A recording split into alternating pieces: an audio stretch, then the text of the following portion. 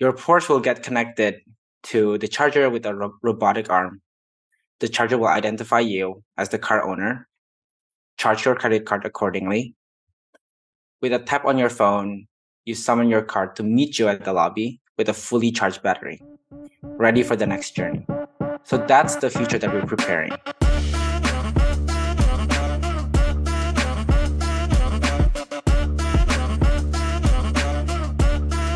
Welcome back to the Next Big Thing podcast, where today we welcome on Lin Sun Fa, the co-founder and CTO of AeonCharge, a company providing seamless integration with electric vehicle charging stations in North America, a pretty important issue in today's day and age.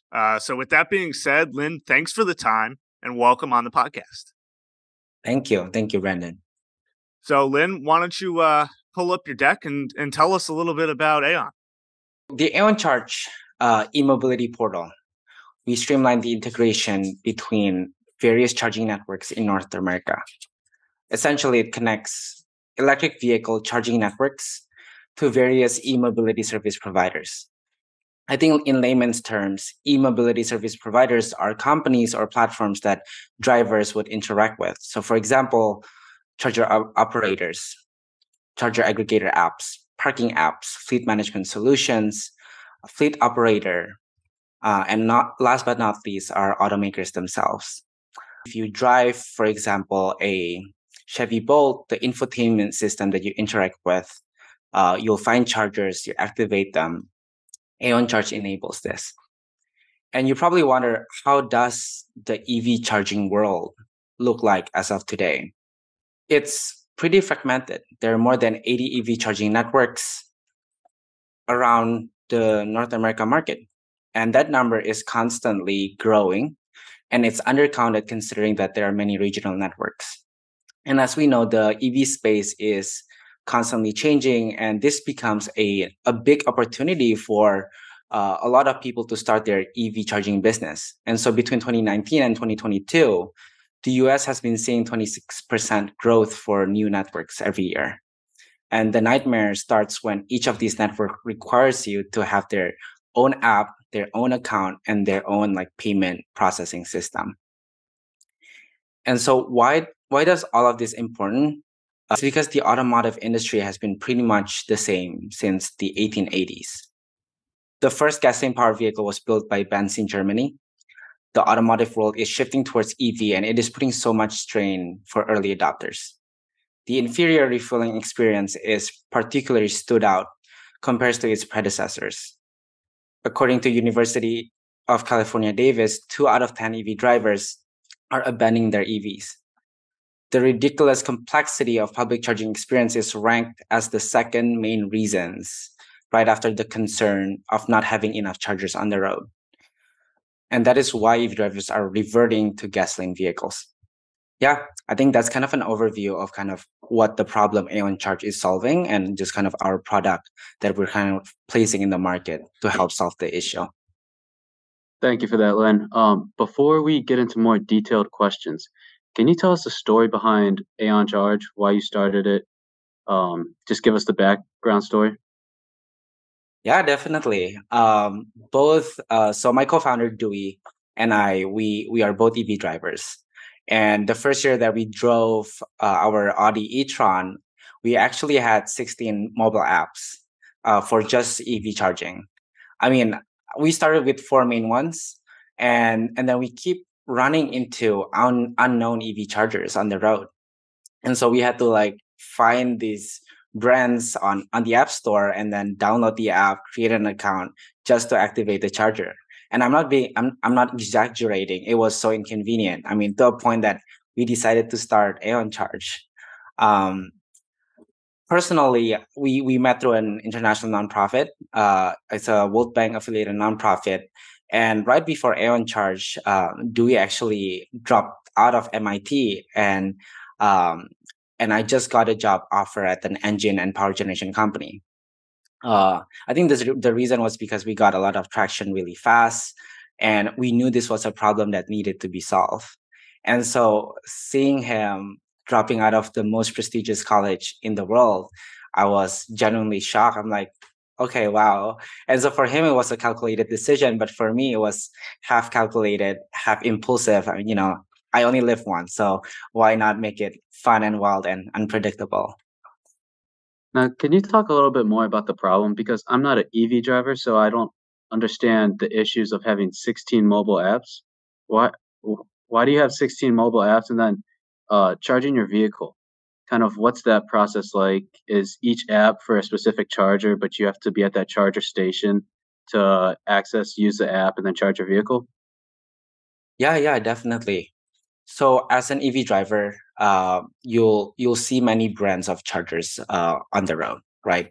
And each of these companies, they try to own their market, so they create these mobile apps, their access control, and they want to charge the drivers money. So they have it's connected to a cloud, each of the chargers, and for most of the public chargers, they have their electricity rate or the rate that they charge their user for charging. And so, in order to do that, the user needs to have an account, a payment information, and all of these things. And currently, it is um, done through an app. I think that's kind of what most people do. For Tesla drivers, it's a closed environment, so it's people don't talk about it much because you just plug it into a superchargers or Tesla level 2 chargers. Um, but when Tesla driver wants to go to other brands of chargers, it's the same problem. It's multiple brands, multiple apps. You just have to create these accounts to use them. So I could see how this would be a really big problem because if you're a gas car driver, right, you can just go down to Shell or Exxon or whatever's down the road and fuel up your vehicle. Now, let's get into what AeonCharge is doing. How is your product solve that problem? And can you kind of walk us through the steps of what a user would encounter when using AeonCharge? Yeah. So AeonCharge happens behind the scene, right? We don't interact with the drivers directly. So there's two sides of AeonCharge. One side is that we build these relationships with charger operators. So there's that like many 20, 30 of them that we work closely. We build this relationship. We have integration. We standardize with each of them. We give them added value. And then we streamline this technical and contractual process to the service providers. And again, service providers are any platforms that the EV drivers would interact with, whether that's apps, an infotainment system, a fleet management system, or the automaker themselves. And so when these service providers wants to connect with these many charging networks, they can just work with us through this one pipeline of technical and contractual process. So you're saying that your partnerships are more with the brands themselves. So that's probably why I saw on your website you have partners like Jeep, Dodge, Maserati. Is that correct? Yeah. That's how the Yes. partnerships are. So what's their receptiveness been like? I feel like this is almost a no-brainer for them. What's their response when you walk into there and say, this is our solution? What have they been saying? What's their feedback? Yeah, I mean, the customer receptive is great. I mean, to a point where like, we decided to do this full time. Um, but I think one thing that I would point out is kind of the added value that we bring, right? I think a lot of people can see us as a marketplace between two groups of entities, the service providers and the charger operators. But unlike the traditional marketplace, we actually bring this added value that the key players in the industry need. And so we don't just go in and then connect these two groups of people. We actually help them standardize, streamline the integration. And I think most of all, which we kind of have a machine learning model that we use to train the data exchange process and to improve that data flow constantly for both the charger operators and then the service providers. And I think because of the product, we made a product that kind of solved the problem and fit their needs. And so that receptiveness was pretty much easy to get. And I think the process for automakers is generally long, especially for legacy automakers. And so there's the process from the RFP process to the pilot program before even going commercial.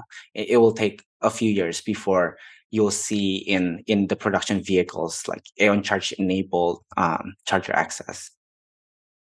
Can you talk more about that machine learning process you just mentioned, and how it affects your business and the benefits you've seen come from it?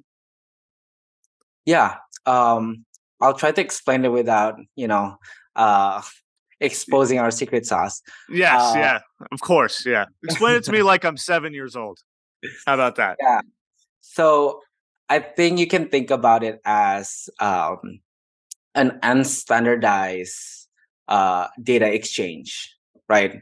There's open protocols, but there's different version, and people loosely follow that in North America.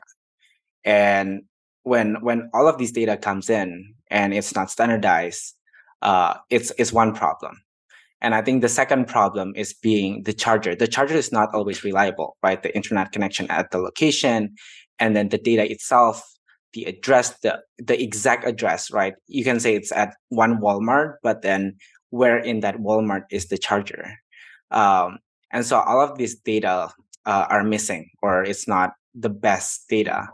And so we have an ML model that it's a TensorFlow ML model that we built to kind of learn what's and kind of increase the reliability and the confidence of the data.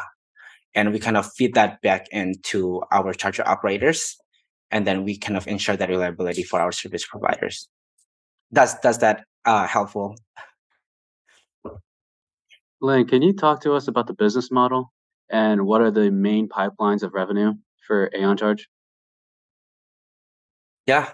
Our business model is a little bit complex, being that we are dealing with many verticals, right? We're not just working with automakers. We also work with fleet operators. We also work with apps, and we also work with platforms. And so, um, but mainly it's B2B enterprises. The model is tailored to each of the vertical, but I think at the very basic level, I think you can think about it as a subscription model, right? If you subscribe, you'll then get access to our portal. So, who is the core customer? When you say B2B, who are the businesses you're targeting? Are you targeting like Walmarts? Like, is it big retail stores that have electric charging outside? Walmart could be an example. They're actually starting their own charging network. So them would be one of our customers slash partner. Uh, Other examples would be charger aggregator apps. So these companies are the one that aggregates charger data across continents or across regions, and then usually drivers would use them to navigate, find chargers, and activate them. Another example would be parking apps. So a lot of parking apps, they want a seamless payment process and experience for the drivers, and so they want to make sure that they can find parking and then pay for charging as well. Um, Fleet management solutions, fleet operators, like if you rent a car, um, then they want the experience to be the best as well. Route planners, those are also our customers, and then last but not least are the automakers themselves. So the within the infotainment system, or we're trying to build this technology where it can automatically identify who the driver is, sort of thing. So, is there anyone else out there doing this? What's your guys' competition? Kind of the roadblocks you may have faced so far? But there is plenty of competition, definitely. I think if we look at different geographical location in Europe and in Canada, there are similar model company. That's the model where the model is a marketplace that connects charger operator and a service provider. But I think the problem that everyone is trying to create this only platform or the only app for EV charging. They're trying to own the market. But our goal is, instead of that, we try to make the focus to be making the EV charging experience as seamless as convenient for EV drivers. The driver should be able to use any platform as they wish. And we complement the market that way.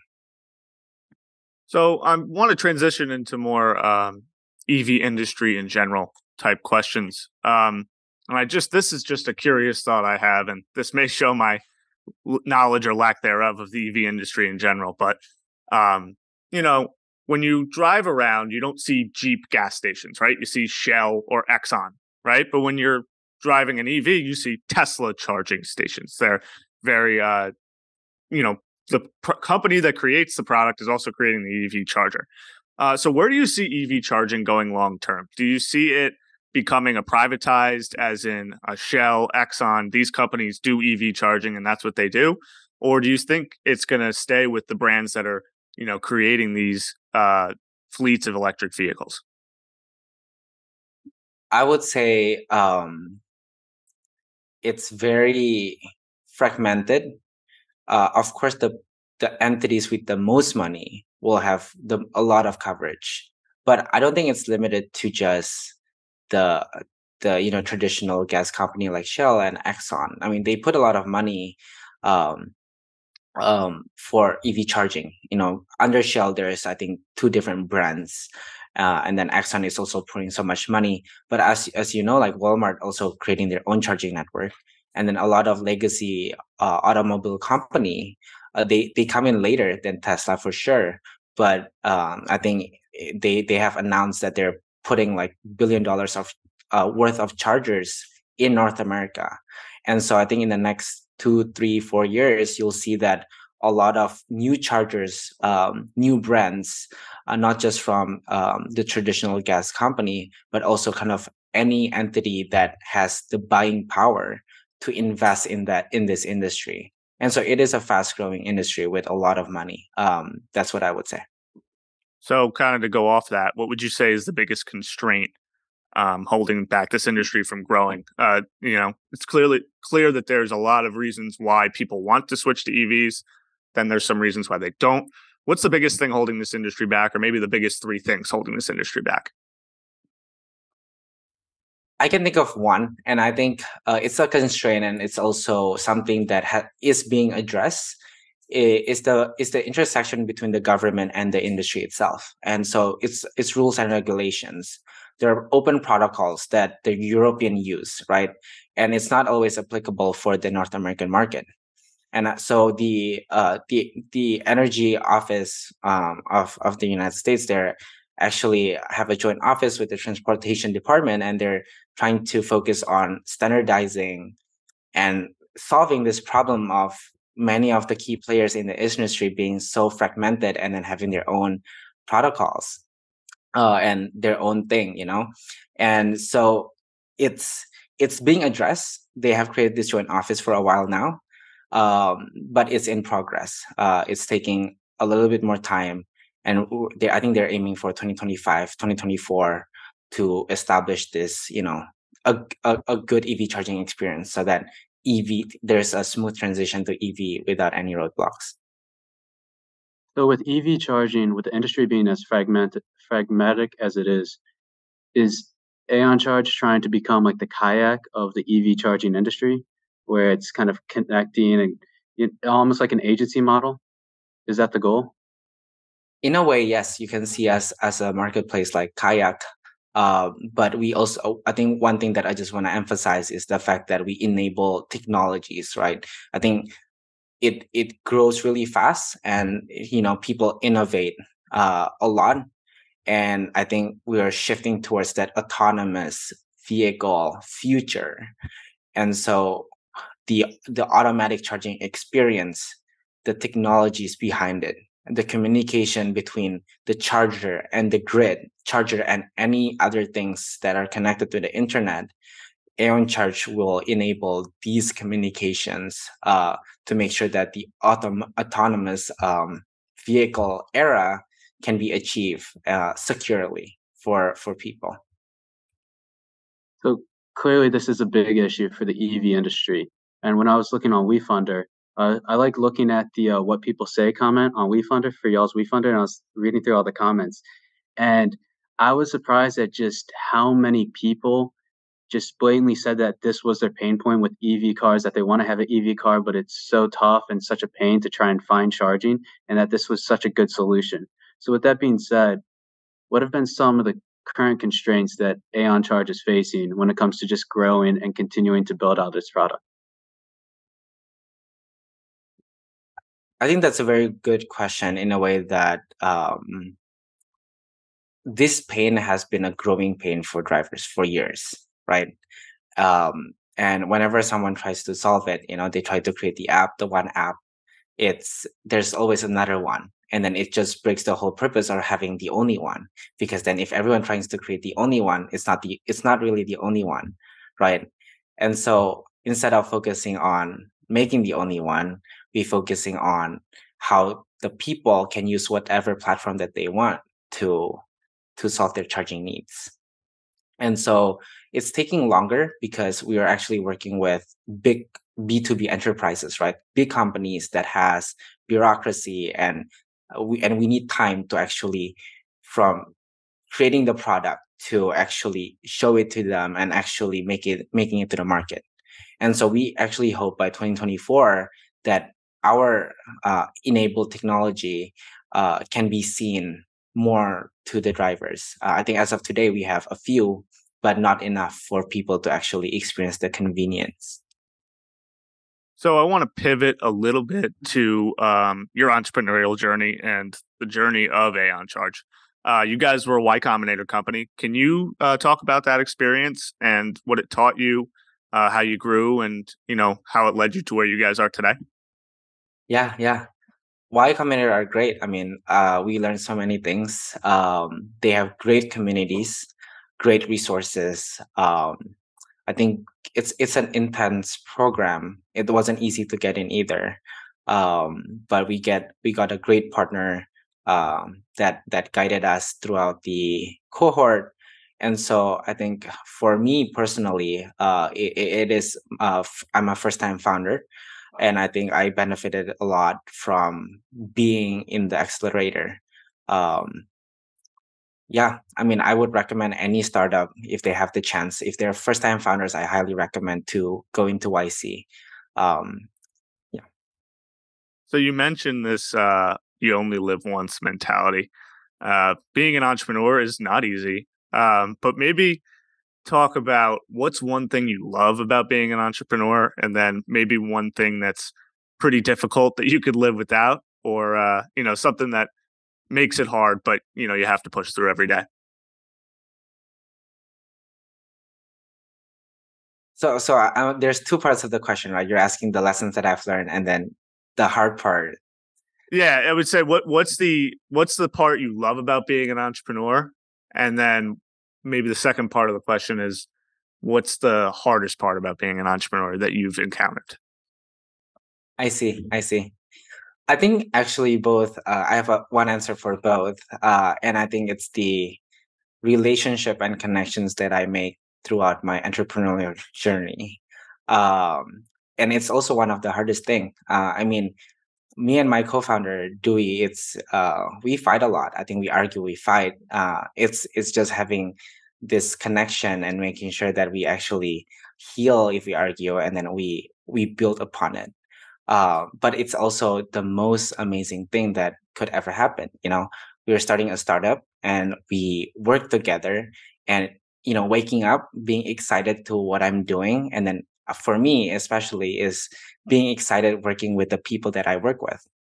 We create this culture of family within our company. And I know it sounds cliche, it sounds like very HR, but coming from a Southeast Asian family, it's just within our culture to eat together, and then actually have, like, we don't have expectation to talk about work while we are eating.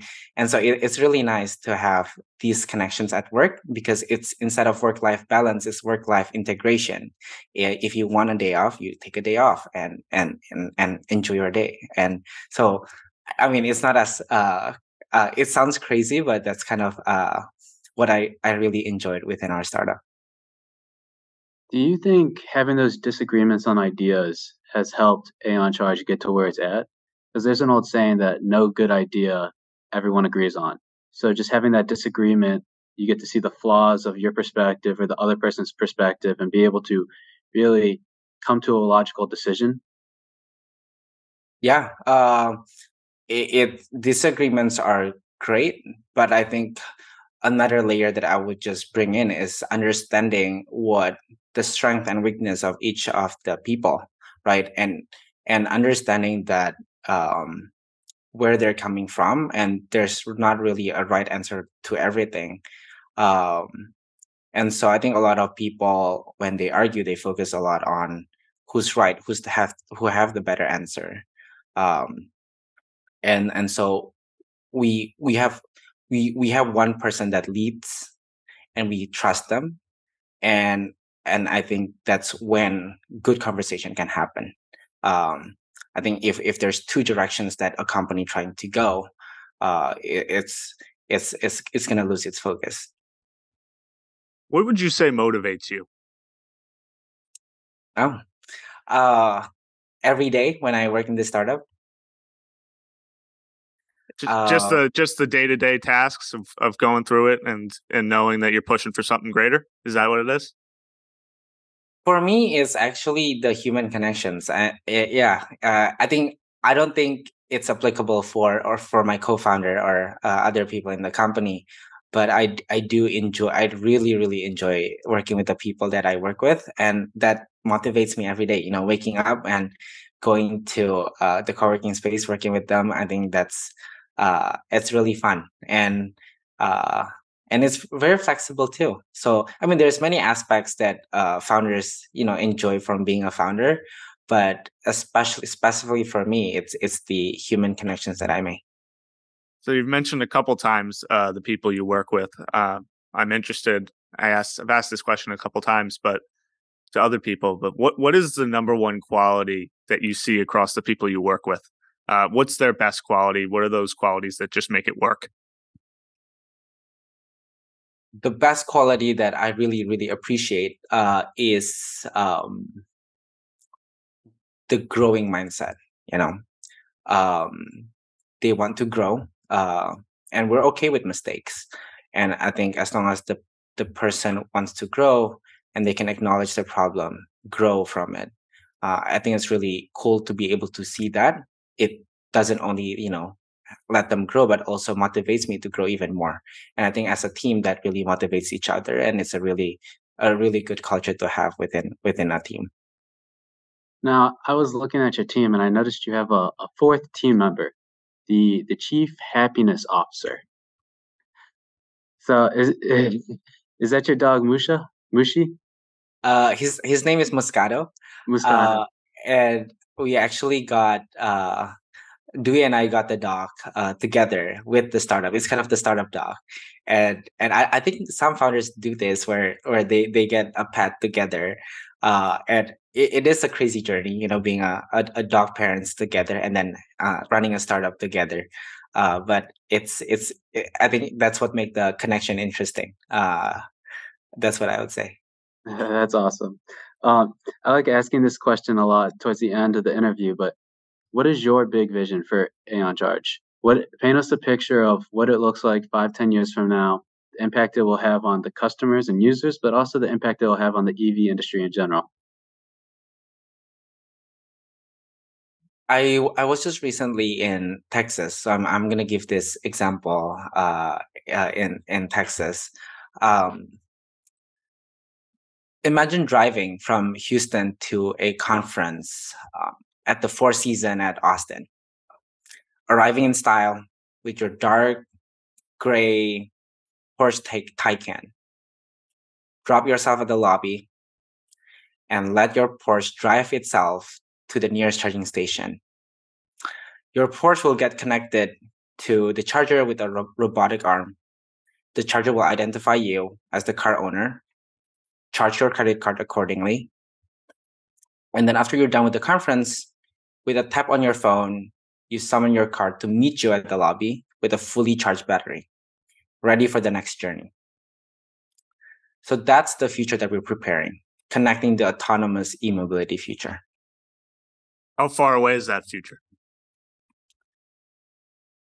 I think it's achievable in 5 to 7 years.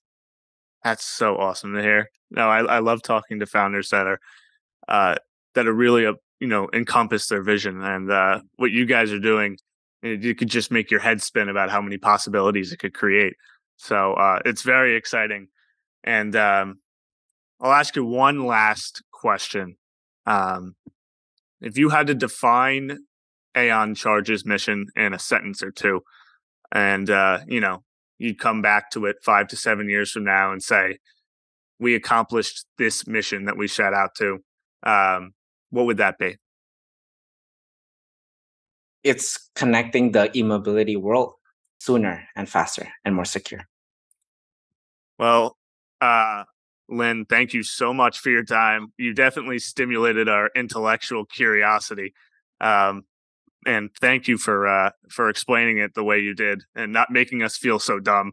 I know there's a lot of complicated topics that come with this, so thank you for your insight. And Thank you, man. yeah, we look forward to watching AeonCharge's success. And thank you so much for your time. Thank you. You're welcome. All right, and we will see you next time on the Next Big Thing podcast. So long.